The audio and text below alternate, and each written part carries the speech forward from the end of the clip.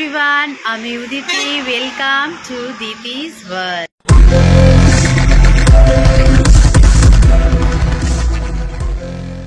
Good morning everyone. ঘড়িতে বাজে ঠিক সকাল 5টা। উঠে পড়েছি, এবার রেডি হব, কারণ আজ যাব জিরকাটাং জঙ্গলে, যেখানে জারোয়া উপজাতিদের বাসভূমি। তো জারোয়া উপজাতি দেখতে পেলাম কিনা এবং তারপরে আমরা আরও কোথায় কোথায় যাচ্ছি দেখতে হলে দিতিস ওয়ার্ল্ডকে সাবস্ক্রাইব করে আমার সাথে থেকো। যেমনটা তোমরা দেখলে, আজ কিন্তু উঠেছি অনেক ভোরে, প্রায় 4:30 আমি উঠেছি, আর এখন বাজে 5:45। আমি পুরো রেডি হয়ে গেছি। এরপর গাড়ি আসবে, আমরা সবাই মিলে বেরোবো। তো চ্যানেলটাকে সাবস্ক্রাইব করে কিন্তু আমার সাথে থেকো। কেন এত সকাল সকাল উঠলাম সেই গল্প তো তোমাদের সাথে অবশ্যই শেয়ার করব, তবে বাসে যেতে যেতে।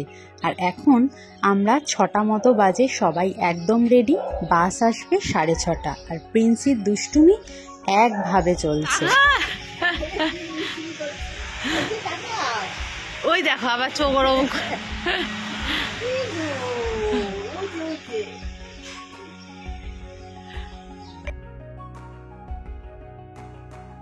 পোর্ট ব্লেয়ার থেকে 50 কিলোমিটার দূরে অবস্থিত জিরকাটাং জঙ্গল। আর এই জঙ্গলে ঢোকার আগে রয়েছে প্রচুর স্ট্রিক্ট রুলস অ্যান্ড রেগুলেশনস। বাসে 1.5 ঘন্টা যাত্রার পর পৌঁছালাম জিরকাটাং চেকপোস্টে। এখানে এসে প্রথম কাজ ব্রেকফাস্ট অ্যান্ড টয়লেট সেরে নেওয়া। জিরকাটাং চেকপোস্ট খোলার সময় হলো সকাল 6টা, 9টা, 12টা। আমরা করেছিলাম সকাল 9টায়। এরপর দ্বিতীয় কাজ জিরকাটাং গেটে নাম নথিভুক্ত করা। এর জন্য আধার কার্ড বা যে কোনো আইডেন্টিটি কার্ড ক্যারি করতেই হবে। এখন সকাল 9:15, আরও 15 মিনিট সময় আছে। 9টায় গেট খুললে প্রথমে যাবে কনভয়, আর তার পেছনে পেছনে এক এক করে সব গাড়ি যাবে। এই জিরকাটাং ফরেস্ট এরিয়াও মোটামুটি 50 কিলোমিটার মতো। তো আমাদের এখানেও 1 থেকে 1.5 ঘন্টা সময় লাগবে। এরপর 1.5 ঘন্টা কিন্তু আর কোথাও গাড়ি থামবে না, এই জন্য টয়লেট বা ব্রেকফাস্ট সব কিছু এখান থেকেই সেরে ফেলতে হবে। এবং আরেকটা ইম্পর্টেন্ট কথা, এরপর কিন্তু কোনো রকম মোবাইল ক্যামেরা বা এমনি ক্যামেরা, ভিডিওগ্রাফি, ফটোগ্রাফি কোনো কিছু অন করা যাবে না। ধরা পড়লেই দিতে হবে আচ্ছা খাসা ফাইন এবং জেল পর্যন্ত হতে পারে। বাস যাত্রা শেষ করে আমরা পৌঁছালাম মিডল স্টেটের জেটিতে। এবারের গন্তব্য বারাতাং লাইমস্টোন কেভ, আর তার জন্য শিপে করে এপার থেকে আমরা ওপারে চলে যাব।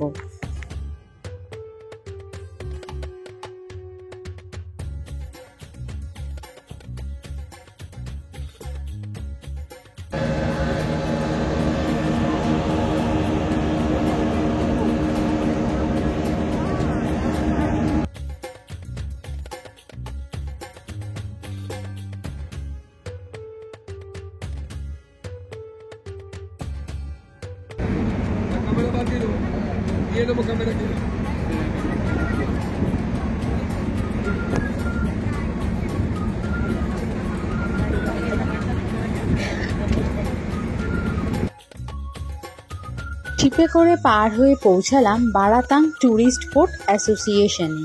এবার এখান থেকে স্পিড বোটে করে আরও প্রায় 20 মিনিট যেতে হবে। আর এই জলযাত্রায় চোখে পড়বে ঘন ম্যানগ্রোভ অরণ্য। সুন্দরবন তো আমার যাওয়া হয়নি, কিন্তু এখানে বসে যা দেখতে পেলাম তা আমার মন জুড়িয়ে গেল।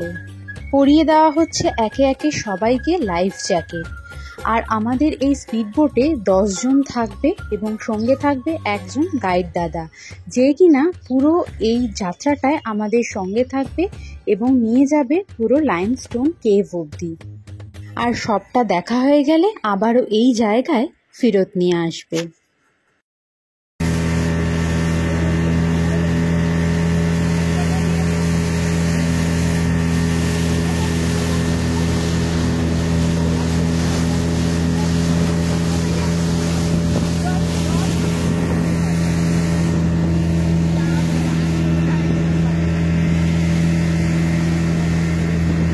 এই স্পিড বোটে জনপ্রতি লেগেছিল 900 টাকা।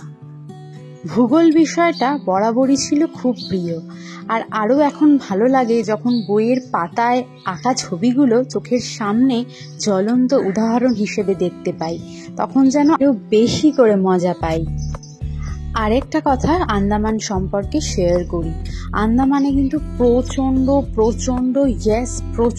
রোদের তাপের ঝলকানি। এই যে যেমনটা ছবিতে দেখছো, সূর্যটা মাথার ওপরে নয়, মনে হবে তোমার পাশে বসে তোমার উপর দীর্ঘ নিঃশ্বাস ফেলছে জাস্ট। সেই জন্য ছাতা, টুপি, সানগ্লাস, সানস্ক্রিন, জল সবসময় কিন্তু কাছে রেখো। এবার ঢুকছে এটাই তো আছে, এটাই তো আসলে এই ভিউটাই তো পুরো মাথার উপর খেয়ে আছে।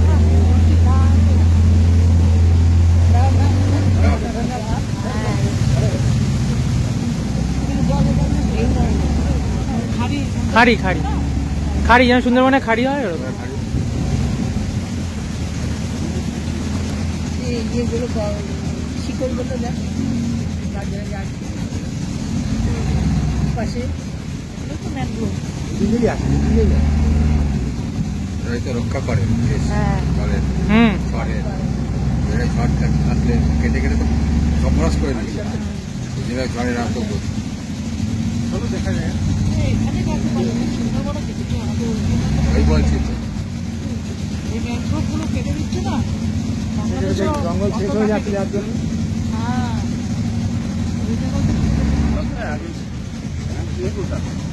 लाइफ जैकेट आप लोग खोल दीजिए।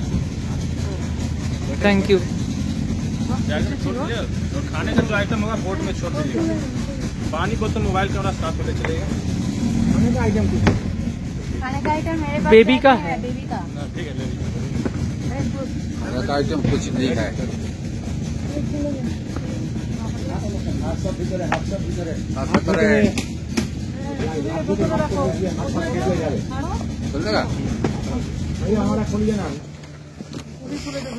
বোটে করে নেমে গেলাম এবং এখান থেকে আছে একটা ট্রেল মতো।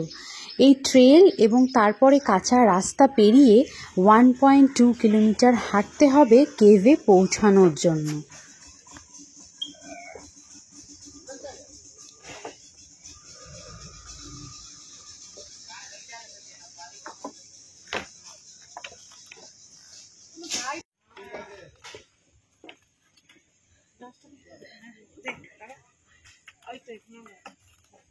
ভালো হয় ম্যাঙ্গ্রোভ পুরো একদম শিখরটা কাদায় পুরো মাঠ ঢুকিয়ে দিয়েছে।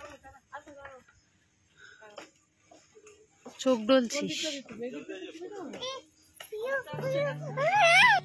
হাঁটতে হাঁটতে লাইমস্টোন কেভ সম্বন্ধে একটু বর্ণনা দিই।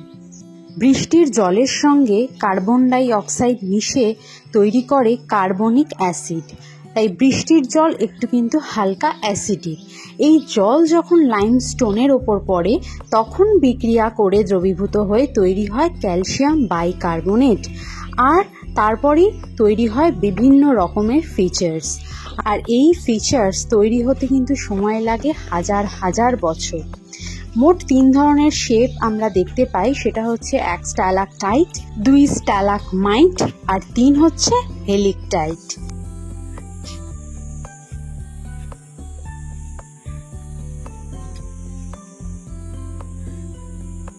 অবস্থা দেখো হাঁটছে কেমন। ট্রেল পেরিয়ে এই ধুধু খেতে আলের মধ্য দিয়ে হেঁটে চলে যেতে হবে, মানে 1.2 কিলোমিটার যাওয়ার পথ, আবার 1.2 কিলোমিটার ফেরার পথ।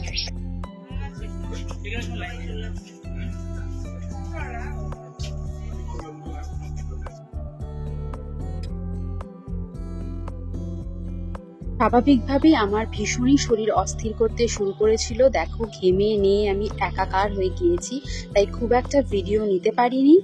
ফটোস তুলেছি, সেগুলোই তোমরা দেখে নাও।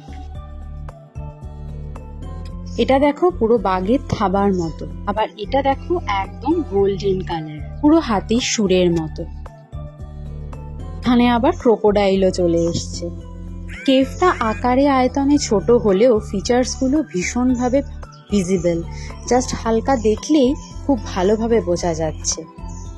তো এত দূর আসা কষ্ট করে সার্থক বাবা। ট্যুরের কিন্তু হাফ হয়েছে, হাফ বাকি আছে কিন্তু এখন। যাও তো। হ্যাঁ অবস্থাটাই। কেন? তুমি চলো ওকে ধরো কেন? আসো, তুমি তো পারো সব।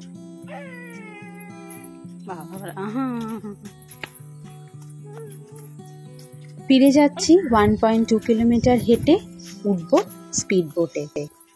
প্রিন্সি টায়ার্ড হয়নি, ও নিজে নিজে হাঁটবে, কিন্তু প্রিন্সির মাম্মাম টায়ার্ড হয়ে গেছে।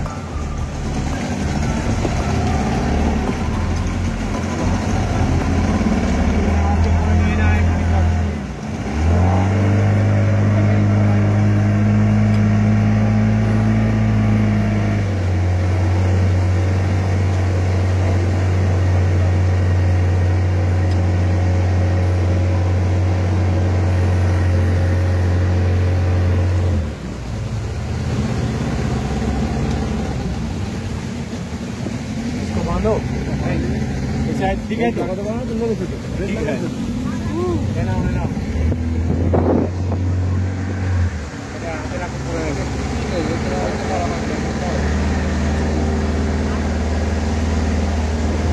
গলায় ঝুলিয়ে দিই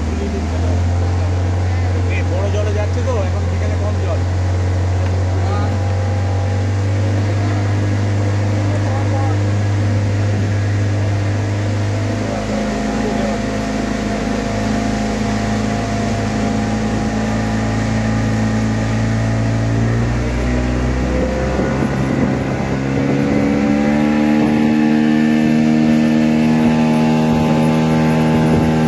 এত হাঁটাহাঁটির পর সবারই পেটে খুব টান ধরেছিল, তো লাঞ্চ আমরা করে নিচ্ছি। লাঞ্চ হয়ে গেলে সামনেই রয়েছে জেটি, সেখান থেকে শিপে করে যাব ওপারে এবং তারপর উঠে পড়বো বাসে। ব্যাস, আজকের দিনের সাইট সিন তো শেষ হয়ে গেল। এবার বলি জারোয়া দেখতে পেয়েছিলাম কিনা। আমাদের টোটাল 26 জনের গ্রুপ ছিল, অ্যান্ড তার জন্য একটা বাস নেওয়া হয়েছিল, অ্যান্ড সেই বাসে মাত্র 2 জন জানলার ধার দিয়ে 2 জন জারোয়া দেখতে পেয়েছিলেন, কিন্তু তাদের এতটা সময় ছিল না, যেহেতু বাস ভীষণভাবে রানিংয়ে থাকে ওই এরিয়াটাতে, তো ডেকে দেখানোর আর কোনো রকম স্কোপ ছিল না, তাই জন্য ওনারা দুজনই দেখেছে, আমরা আর কেউই দেখতে পাইনি। প্রিন্সি কি পড়েছ দেখি? ওটা কার মা? কত বড় হাট, দেখি হাটটা কিরকম। এই বাবা, এটা কার হাট? এই বাবা, এটা কার হাট?